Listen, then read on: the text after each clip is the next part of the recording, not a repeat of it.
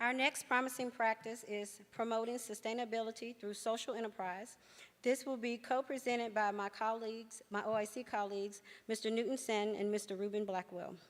Newton Sen joined OIC of South Florida as project manager in 2002 and soon after became president in 2004, continuing his commitment to the advancement of the underserved in vocational training and education.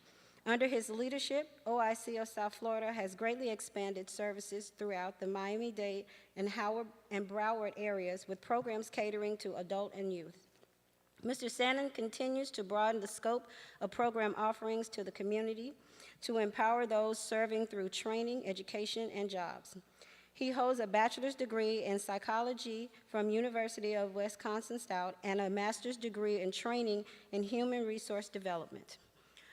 Ruben Blackwell is a graduate of the UNC Chapel Hill and presently serves as President and CEO of OIC of Rocky Mount, North Carolina.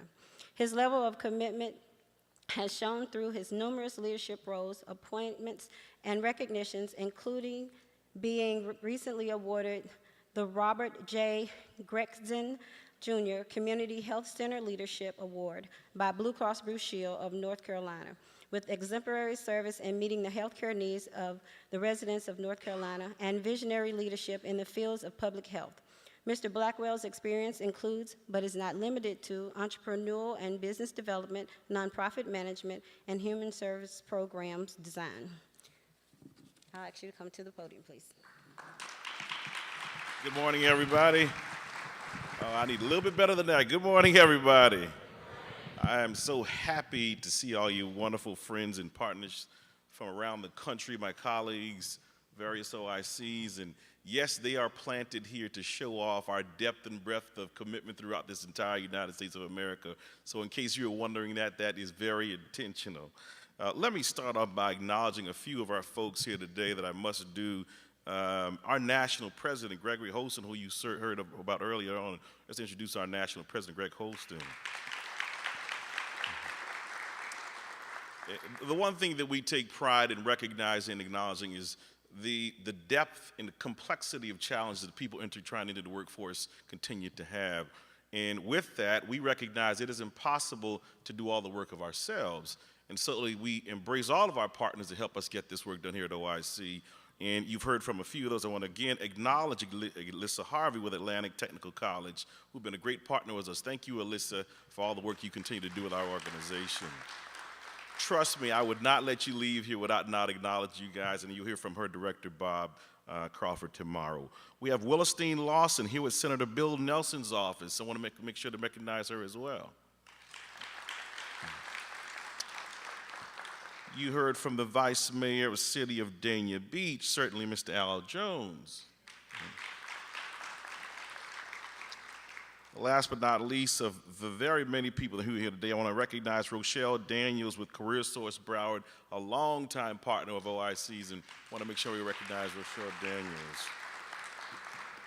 And last but not least, join me in thanking again Dr. Anita Davis Defoe and Claudia Alvarado with Broward College for that wonderful presentation. I just want to offer a little bit more context to that partnership with Broward College and OIC. So here's the deal. One of the things I recognize, we have some of the greatest institutions in this country here in South Florida. You have your Broward colleges, you have your Atlanta Techs, you have FIU, FAU, et cetera, et cetera, et cetera. But one of the things we recognize, job seekers come into the world of trying to obtain a job at all levels. Some are prepared for Broward College, some are prepared for Atlantic Tech, some are prepared for Harvard, FIU, FAU, et cetera. But one thing we know for certain is they come in at all levels with varying needs and challenges. And so we recognize that one of the things we find as a community-based workforce development organization is sometimes people not might have the encouragement or the confidence when they see these big institutions. But they will come to a smaller grassroots community-based organization like an OIC to get their first career credential. Now, we're proud that we offer 4 valued, vetted, and labor market informed credentials. 14 of those we offer, actually 15 now from the other day.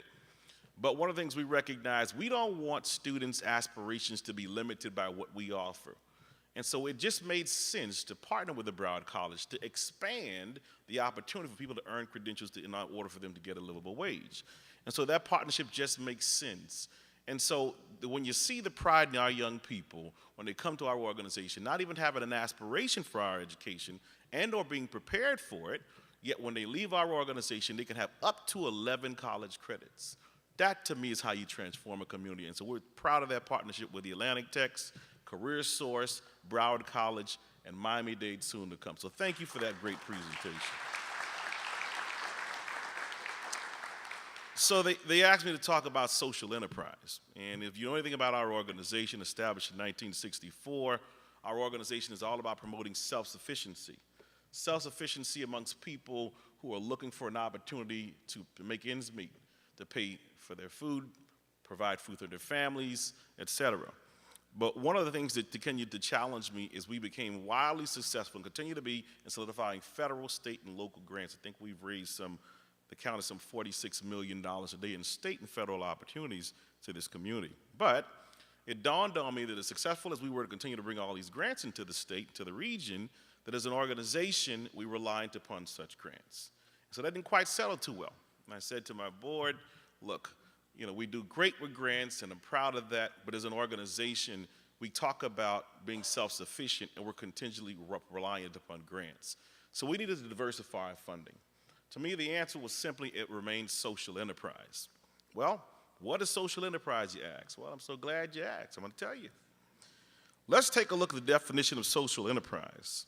Social enterprise is the attempt to draw upon business techniques and private sector approaches to find solutions to social, cultural, and environmental problems.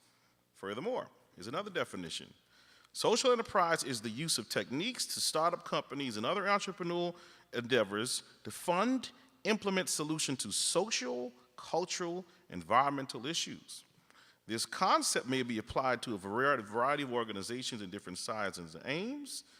For-profit entrepreneurs typically measure performance by using metrics like profit, revenues, and increasing the stock prices, but social entrepreneurs are either nonprofits or a blend of for-profit goals with generating positive return on society, and therefore must use different metrics.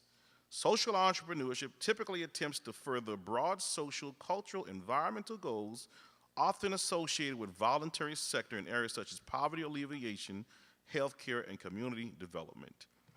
At times, profit-making social enterprise may be established to support social or cultural goals of the organization, but not as an end in itself. For example, an organization that aims to provide housing and employment to the homeless may operate a restaurant to raise money and provide employment for the homeless. So offer some context. Our response, our newly formed organization, OIC-SI, OIC Strategic Integration. Now, I will tell you that I'll give you some examples of how we've gone into that. One of the things we talked about, again, is I found challenging that oftentimes, you heard a lot about the questions about prisoner reentry work, but way too often is, again, grateful as we are for the various grants that we got, we found that it would impact and impede the eligibility criteria. I will tell you, having now run this organization for 15 years, I've had many women in my office a period of times wanting to come into the organization to receive service, but they may have been ineligible. One of the great opportunities and values of social enterprise is not only are you allowed to diversify your funding stream, but it allows you to control who's eligible to come to your organizations to, in fact, realize your mission. It's pretty disheartening to have a mission talking about economic self-sufficiency, empowering communities, to tell somebody when they're in need, you don't qualify because of the grant criteria. To me, we really needed to do something about it. And you say, what have we done? I'm going to tell you about that just a little bit. So why don't we start off with a few examples of some of the activities we've taken on to date. The first project, before we even got into this concept we toyed around, we worked with Broward County Airport, where we did a project with the group called Keolis. It came right before the holiday season, and the county airport decided they wanted to unseat the long-standing parking operations provider. And this was right before the holiday season, so it was a very tricky time to make this transition. So they gave OIC a contract to work with that provider to work on the HR administrative project where we worked on the hiring, screening, and vetting of, at that time, 160 airport parking providers. We provided HR services, HR screening, we did background checks, we did drug testing, we hired some folks, we had to terminate some folks because of some bad policies, et cetera. That project allowed us to really begin to wet our teeth and say, hey, look, here's an opportunity to use the kind of work that is mission related, because it's workforce development, HR related, to be able to do a contract, get people employed, and also generate unrestricted revenue for the organization. Our first social enterprise endeavor. The second one we did was in the city of North Miami, my hometown. One of the things I continue to see is when you have these developers come into communities and they raise all these high rises and they build all these malls. Yet the question I always ask is, can the community participate in various ways? How many people in that local community built that host hospital? Better yet, how many people in that community can afford to eat at that restaurant, right? So I believe that one of the ways that social enterprise really helps to turn around communities is true participation. So we're able to work with the city mayor there, who had known for some time, and we got a contract training all the local residents to make sure that they have an opportunity to work on that project. And we got the developer to pay for it. That's social enterprise. It's one thing if I drive down and see a new mall and see a new hospital, see a new restaurant, and I'm with my son and he says, Dad, what a great restaurant, what a great mall. Yeah, but I can't afford to take him or her to go eat there. It's one thing for me to drive by and say, Dad, what a great mall, what a great restaurant. Not only can he afford to eat there, yeah, son, I built the 3rd floor. That's how you gain a sense of pride. So again, with social enterprise, there's a myriad of opportunities and benefits to social enterprise. The current project, I want to thank the Broward County Commission for this one. Very, very proud of this project, and we just kicked it off, is a transit initiative, where in fact, it's specifically a reentry pilot project, where we were awarded a $500,000 contract by Broward County. There's 300 county buses in Broward County, but they found that this needed to be cleaned up a little bit more tidy. So they gave us a contract to clean all the 300 buses. So there's a day crew, there's a graveyard shift, as they call it, and our job is to simply to make sure those buses are tidy. We were able to employ 26 people with that project, making a livable wage, and we had 240 applications submitted for only 26 opportunities. We're proud of that. We're proud of that because the county commission has already said that we're going to pilot that for about 6 months, and if in fact it's successful, they're going to open it up to more jobs, for county jobs for these particular workers. So it is in fact a true career ladder. So I'm sharing this with you for a couple of reasons. In this room, we have people from higher education, we have people from government, we have people from workforce development, but we got to make sure that one of the things we talked about is there needs to be a comprehensive prism when we talk about building the middle class. It's going to take K through 12. It's going to take health care reform. It's going to take the continued reduction of housing costs, of transportation costs. But those of us who are practitioners, who are in the field, we almost have a real comprehensive prism and approach of how we deal with these comprehensive problems. Would you agree? So, what are some of the pros of social enterprise? One of the ones we talked about is opportunity to diversify your organization's income for sustainability. Another one of the pros is opportunity to control the hiring and your students, because we can hire them ourselves. One of the things we know we're known for of our flagship work with prisoner reentry. In fact, I'm proud to share with you just recently the U.S. Department of Labor measured over the last 10 years of over 200 and some odd organizations they fund to do reentry work. And they came down to 2 organizations in the entire United States of America, along with the Ford Foundation, to choose to highlight their reentry work. It was our organization representing the state of Florida, an organization in Alabama. So we're proud about that work. And I will tell you, it's difficult sometimes. There is some challenges. We've been able to be successful with it, but sometimes it is difficult when you have individuals who have these long backgrounds to get them hired. But if we want to realize our mission, social enterprise has given us the opportunity to hire our own people, and we just hired 26 of them alone to run that program, and we're proud of that. The ability to expand the eligibility criteria and serve more students. Again, we talked about that earlier. Again, grants, understandably so, because of the funding sources. Rochelle, we talk about this all the time, about funding is steered and geared towards specific populations, and in turn what comes with that is eligibility criteria. But When someone is hungry, when somebody needs to feed their family, they're not interested in whether I'm on TANF, whether I'm on FSET, whether I'm a custodial parent. They need to feed their family.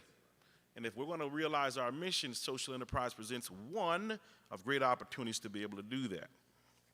One of the other things that it does, it allows you to now become a planted deeper in the business community, right? We get a chance now because not only are we employed within the context of OIC of South Florida, but as a business doing social enterprise projects and micro enterprises, we become connected to the business and an ally with them accordingly. Many community-based organizations, I will tell you, have valued relationships with their different policymakers. That's an asset. We continue to bring resources, whether it's federal resources, state resources, local resources, to help improve the conditions of the community. You are a valued resource and an asset to this community. Make sure you use that as an advantage as you begin to leverage and negotiate opportunities for social enterprise. That's what we did, as it is indeed a win-win for all. Some of the possible challenges with social enterprise. You must have strong administrative capacity. It is very, very complex, segregating, particularly if you want to have it as a for-profit and a nonprofit at the same time. You got to make sure you have your audit solid. There's no discussion that your books are not in order. If your books ain't in order, don't even think about it. Get that tightened up first, have your systems in place. And thank you to Onita, our finance director. She makes sure we're in good shape. Good to see you, Onita. And one of the things we decided to do is you don't have to have a for-profit entity to run a social enterprise. You could do it as a nonprofit. We decided to have a nonprofit arm because of the opportunity of getting what's called a DBE certification. That's a disadvantaged business enterprise, which allows you in the millions and billions of contracts the county has to get that preference as a sub on many opportunities. Again, for the sole purpose of being able to realize some of the things we talked about. Hiring your own people, giving them opportunities, the opportunity to do more for staff with those kinds of revenues. One of the challenges also is must stay on top of the corporate structure, such as the board structure for such entity. Again, going back to the administrative requirements of having such an entity, right? So it can get complex, but I can tell you the rewards are great, to date at least. The threat of being noted as competition from some of the traditional community, you must have a strategic approach. Now you've gone from your job developers going out in the community to hire people. Now, in some instances, you might be competing for the same contract with that same business. You got to be conscious about that. And that's okay. Competition is healthy. That's what really thrives our community. But you got to be conscious about it. You got to be able to have those conversations with these people to become allies as opposed to competitors. But I'll tell you, with consistent ebbs and flows of government funding, not to mention some of the restrictions placed on such funding, it is imperative that community-based organizations, the more you look, I got to tell you, I'm glad that I was raised in the 70s and 80s because the challenge that our young people have today are far more complex than we ever had to deal with.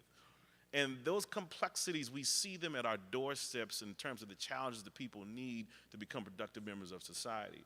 Those complexities require us to take on strategic and complex approaches in turn to respond to those challenges. Social enterprise is one opportunity to be able to meet those complexities head on. So I say to you all, part of what we want to do here with this summit is to take a comprehensive approach to make sure that this community aligns with, again, these complex issues. The challenges are enormous, but as I look in this room, there's leadership from all sectors. You know, I heard the other day in a presentation that there's a difference between being interested and being committed.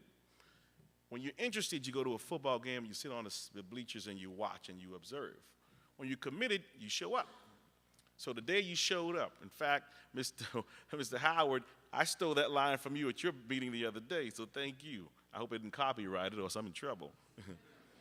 But I say to you guys again, it requires steadfast leadership and it requires commitment. Thank you for your commitment, thank you for your attendance, and we look forward to a wonderful conference throughout the rest of the week. Thank you so much.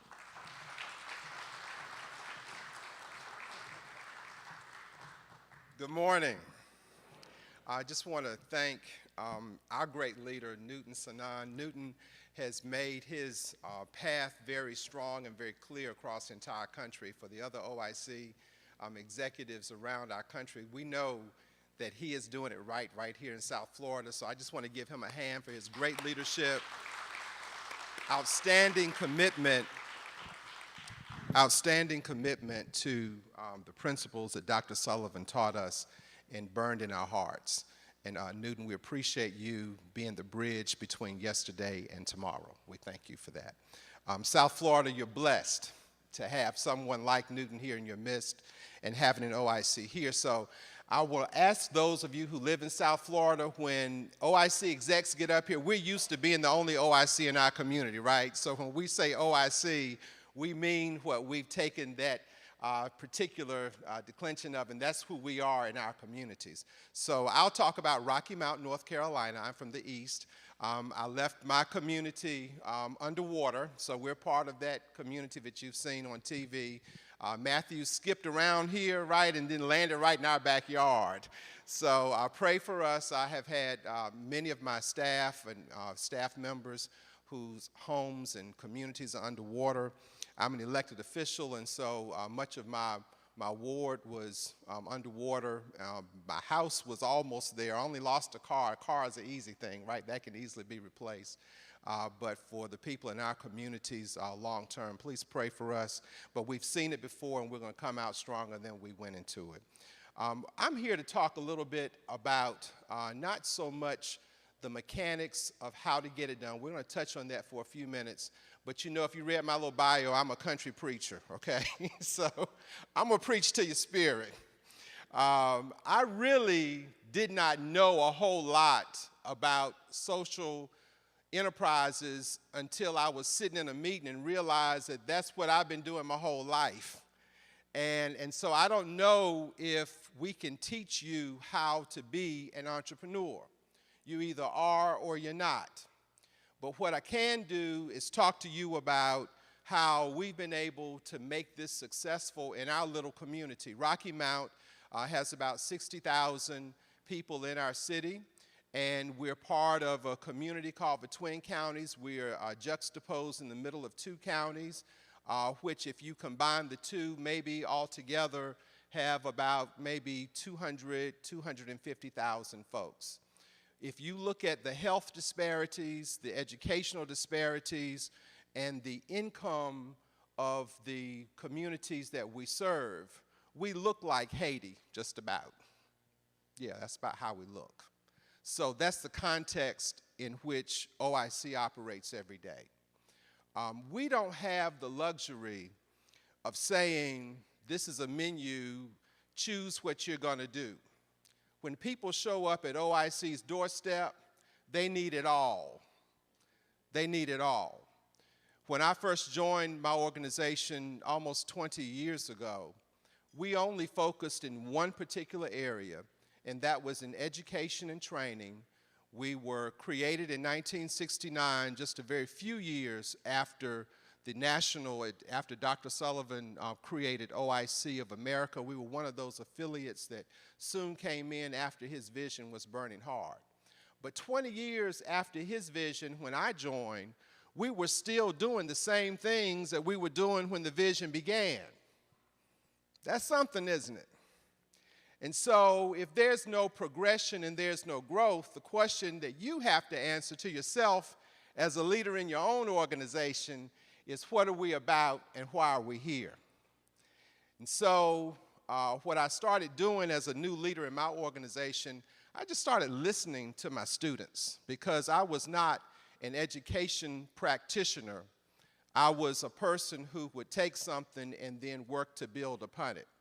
And one of the things that I've learned in doing what we do is to do more listening than talking. And so our students were telling us that while we were equipping them with all of the skills that they needed, soft skills. In fact, I heard somebody ask about soft skills. I'm not trying to be funny, y'all. OIC created that conversation. The community colleges learned from OIC what soft skills did, and actually they purchased it from OIC. You all know something, HRD? That was created in OIC. But because they have a brand and an ability to carry that brand, it's now morphed and transformed. But we've always been about soft skills. Soft skills just means how do you make it work for you in whatever environment that you're in. But in Rocky Mount, my students were telling me that they couldn't go to the doctor's office because if they missed 3 appointments, they would not be allowed to come back.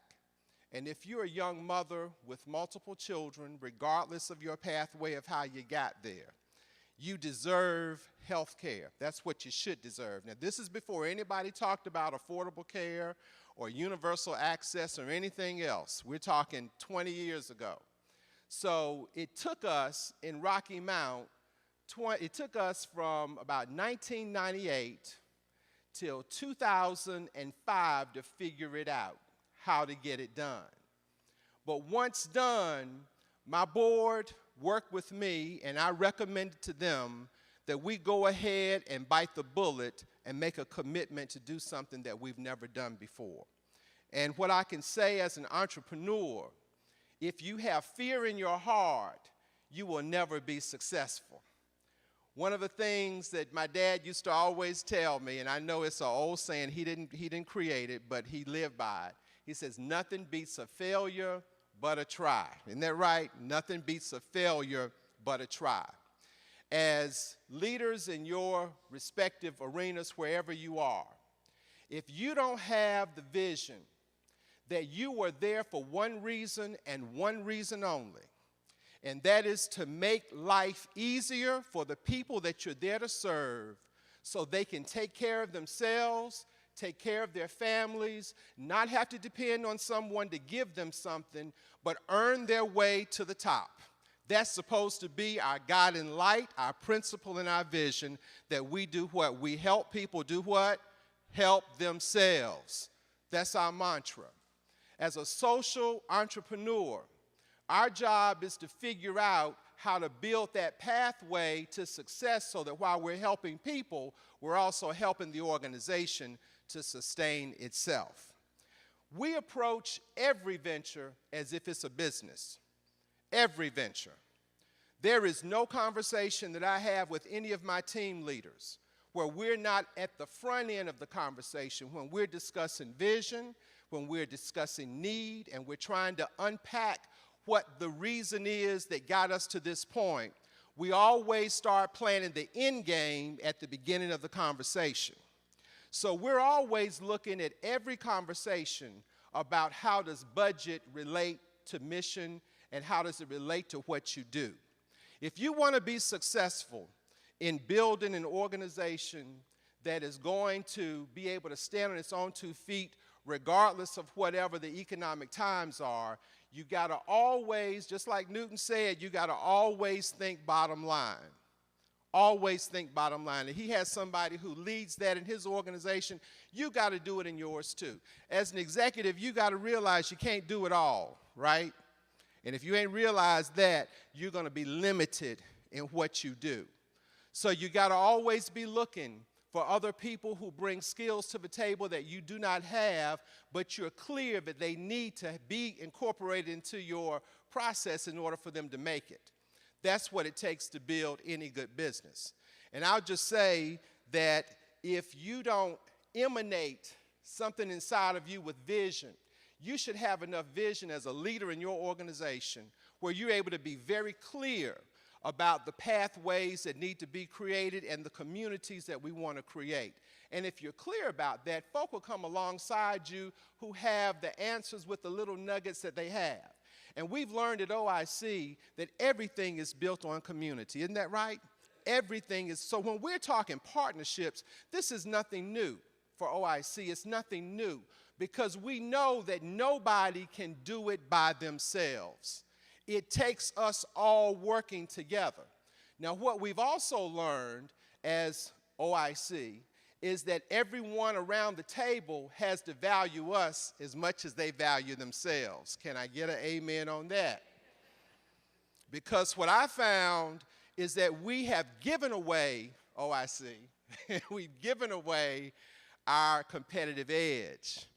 So what we've got to learn how to do is sit at these tables, and you have to too, whoever you are, wherever you are, and you got to know that the value of the organization that is there. You got to know what you bring, and you got to know what you don't bring. And then create a table where there's something called the triple bottom line. You know what that is? That's where everybody wins. I believe that's how we can change America. Everybody should win. Nobody should have to lose. Everybody should win. So if you come to a table, you always look at what does what we look at first, our priority, our Maslow's hierarchy, we call it Sullivan hierarchy, is first of all, what do the people need? What do the people need? Second of all, what does OIC need to do to get the people what they need? Third of all, what do we need to equip our team members in order to supply that need? And then fourth of all, which is the bottom rung, which is the individual staff member, what do I need to be fulfilled and motivated to complete my job? When you've answered all of that, but you keep the people at the top, then everything you need will come into flow. Last of all, you gotta engage people who have resources. Funders have a need. They got to give their money away or invest it. They do. They don't have money for nothing. Every foundation is only successful if they have someone to invest in. Now, they're looking for the someones that align vision with them, that are fiscally responsible, and that hit their outcomes every time. That's the job of the entity that we represent. Now, in Rocky Mount, we don't call ourselves nonprofit. We're not a nonprofit. We're not a nonprofit. We are a not-for-profit, okay? There is a difference. A nonprofit doesn't focus on bottom line. They focus on what somebody else needs them to do. A not-for-profit, from our perspective, is someone who is at the table and understands why they're at the table, and when they leave the table, they're still working what their vision and their mission is. But we don't do it for money. We do it because we have the people in our heart. We need the money to help make it work. And so we run our organization like a business. So I can tell you that today, 20 years later, where the training and education budget was 80% of everything that we had, today, education services represents 12% of our entire budget. That little idea that I told you that our young students gave us, that said that they needed access to health care, and this is before anybody had money to give away, but we bit the bullet and did it anyway. And by the way, I almost lost my shirt doing it. I want to tell you, that's why you can't have fear. I almost lost everything trying to follow this vision. But Dr. Sullivan's words rang in my heart when he told us as young execs, Denise, we were there. He said, as long as you keep the people that you serve at the forefront, he said, you take care of God's people and God will take care of you. That's what he told us, and that's what's happened. And today I'm going to tell you that little bitty nugget that those students told us has become an $8 million enterprise. And of that $8 million enterprise, which is in healthcare, we now have 3 primary care sites. We just purchased the largest psychiatric practice in my community. The city just approached us to implement and help them implement a $40 million facility, health sports facility downtown. We're going to have a radiology facility there because in my community, poor black women cannot get mammograms. My staff screened last year about 7,000 women, and of those, 660 were diagnosed as needing mammograms. 2/3 of those women could not get mammograms for one reason. They can't afford the copays and they don't have insurance. And I live in one of those crazy states that would not expand Medicaid and would not take advantage of the Affordable Care Act. So what has happened now is that OIC now has a vehicle working with the city of Rocky Mount through new market tax credits to build our own facility within a state-of-the-art facility that the city will own, and we're going to be able to open up doors to women who are able to come into our doors and for $20 get mammograms. Isn't that wonderful? See, we're saving lives. But we didn't look at this venture as how much is it going to just cost us. You can't evaluate the value of something based upon cost. You base the value on what it brings to bring life to the people that we're here to serve. So I just say to you, change the formula. You can't do anything alone. You gotta have integrity. You gotta have skills. You gotta have strength within your own organization. But you gotta have an open mind and open your spirit up to greater things, and you can do anything you want to do. God bless you. Thank you so much. Thank you so much.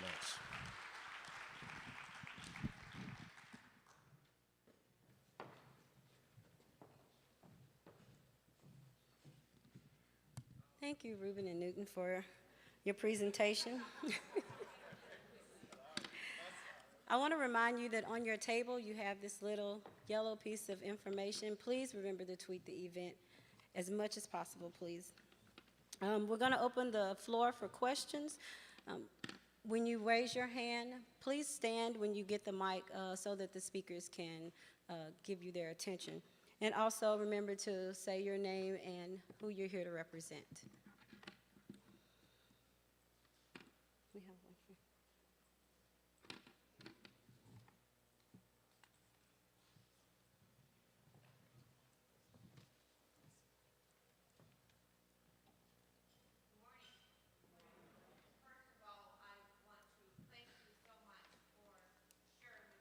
You're doing in North Carolina. I am a breast cancer survivor, and I thank my colleague. First of all, I am the former mayor of the city of Dania Beach, vice mayor, and Commissioner Bobby H. Grace. My vice mayor here has done tremendous things in the city of Dania Beach because we do have a health fair facility right in Dania Beach Memorial Hospital where the women can actually come there and get their mammograms and all of the services that they need without a charge. But I want to, not so much as a question, I'm a PK kid, and you know what that is, okay? But I want to share some of the things that I think that are important to everybody in this room. First of all, my heart goes out to North Carolina for the floods that you had there and the hurricane. Florida was very blessed that it just did a turnabout for us. So I think it's really important that we help each other. So I'm going to, on the 25th of this month, I'm going to ask my city to please support the efforts of help rebuilding North Carolina. And we're going, all right?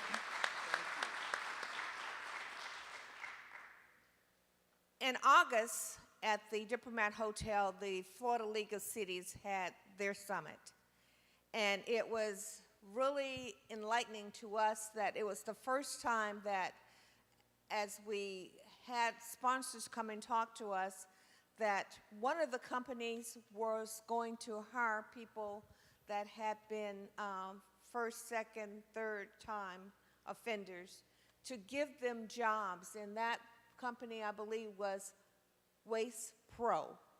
And it was absolutely shocking to us that they came to us not asking for something, but they came to us giving something back. So we're going to partner, Florida League of Cities are going to partner with them to make sure that we try to do exactly what we can to get as many people rehired. Now, we just had a primary election in Broward County, and this is the first time that I think of that as the state attorney got reelected, that we're going to have a real important meeting that's going to be on the 19th at the Cultural Center in Hollandale, that we're going to have all of the convicted felons that can come to try and get their rights restored so that they can be a part of this scenario that we're talking about today, getting those quality jobs. Because I believe if you've been out of the system from 10, 15, 20 years, that I think you deserve that chance of having a good job like I do. The other thing is that I am also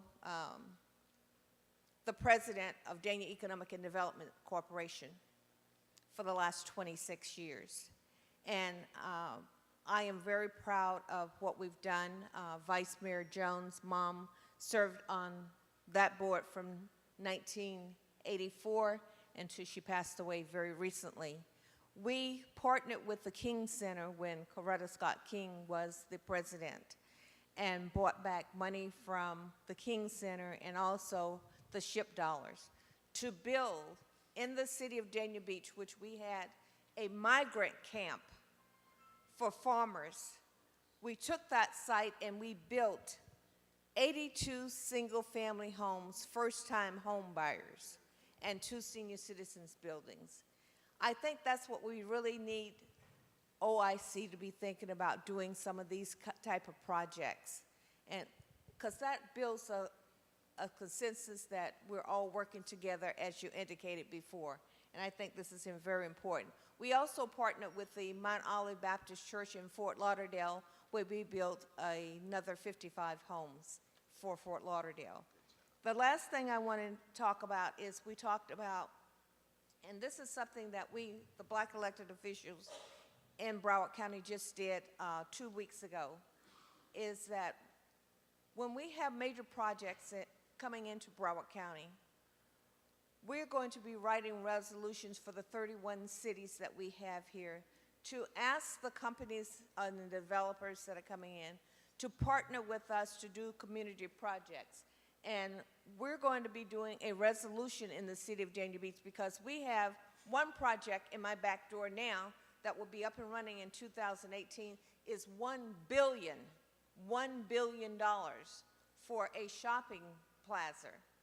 And I'm asking them because they're going to have 2,352 jobs. I would like to see half of those jobs, if not half, come back to the community that is going to be abutting. So not only that we're going to have the job fair, but we're going to ask the developer to also do the training. And I think this is why I am so interested in being here, a part of this today, because I believe that OIC is definitely a partner with us. Thank you so much.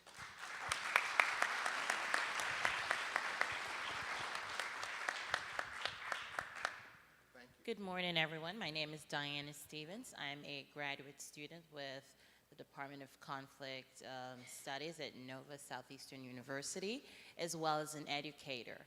I want to commend the awesome job you're doing in the South Florida area, but with that being said, I did not hear anything being done in Palm Beach County. What are your efforts to engage that community, and how do you plan on doing that? Now, you know I knew this question was coming, right? So here's the deal. I have the pleasure of serving as the president of OIC of South Florida. And as you know, Palm Beach is part of South Florida. And so for the first 8 years, I think, we were primarily in Broward. And being from Miami, the need and the request continued to be for Miami-Dade County, so we expanded to Miami. So Palm Beach, we're coming. I promise you, give us some time, but as you know, that this is a heavy lift. And so we've gotten our feet pretty planted in Broward, progressively doing more in Miami-Dade, and in due time, we'll be in Palm Beach as well. But we've not forgotten about that. I get that request often, but it's important to try not to just be doing things to do them, but to do them right. And so when we come, we want to be prepared to do that. So when we have our infrastructure in place to do that, then we'll begin to do that. But thank you for your question, okay? Good morning. My name is Nilla Williams from OIC of South Florida. I'm in the back of the room.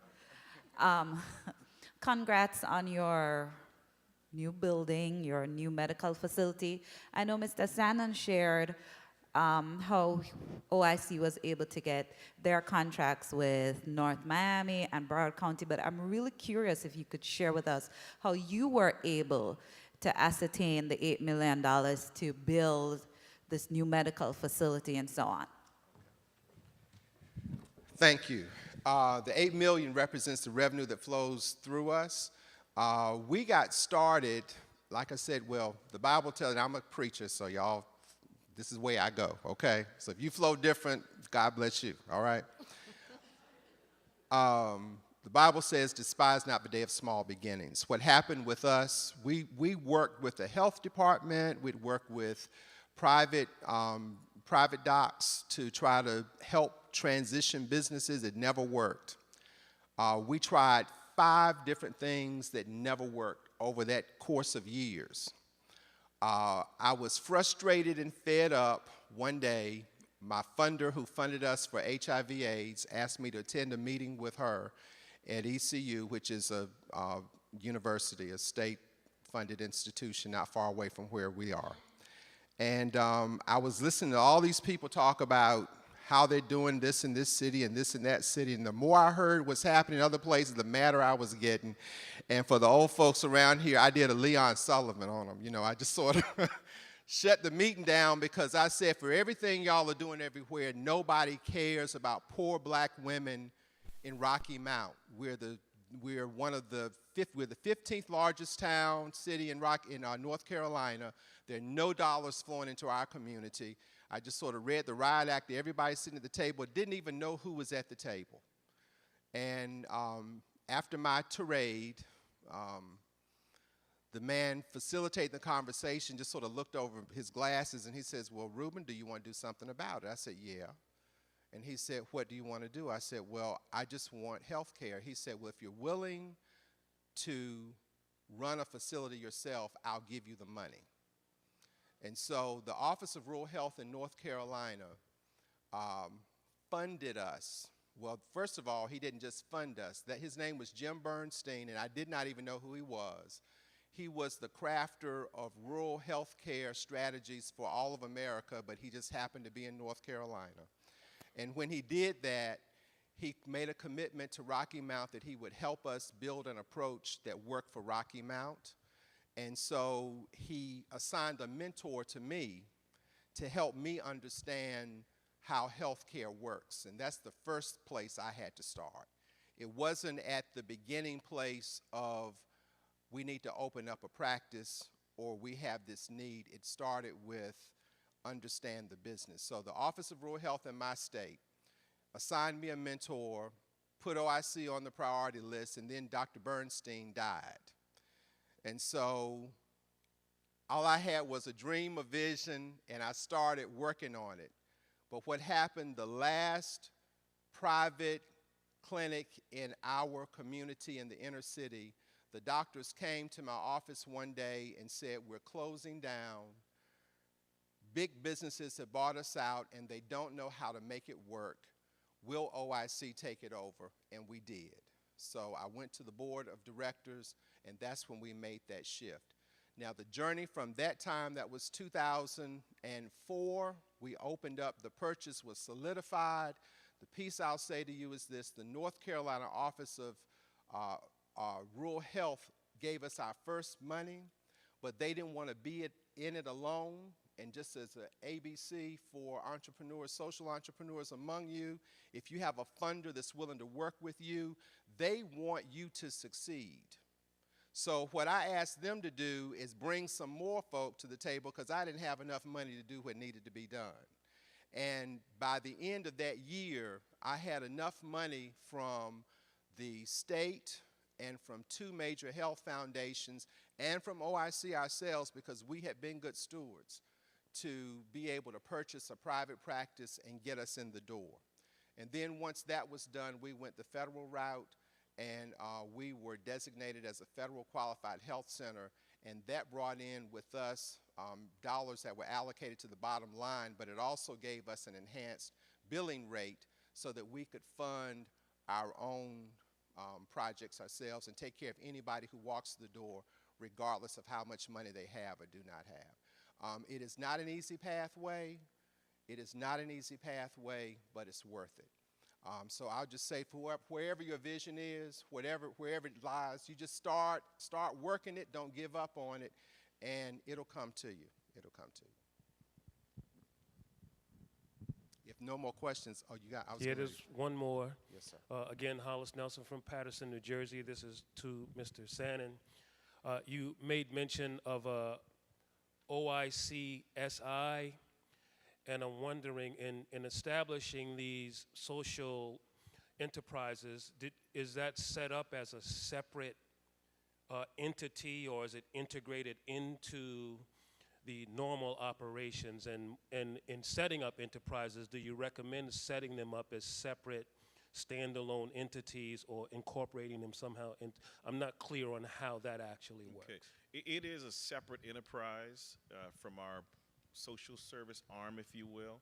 And the recommendation as to how you set that up, it'd be irresponsible for me to say kind of cast a broad recommendation.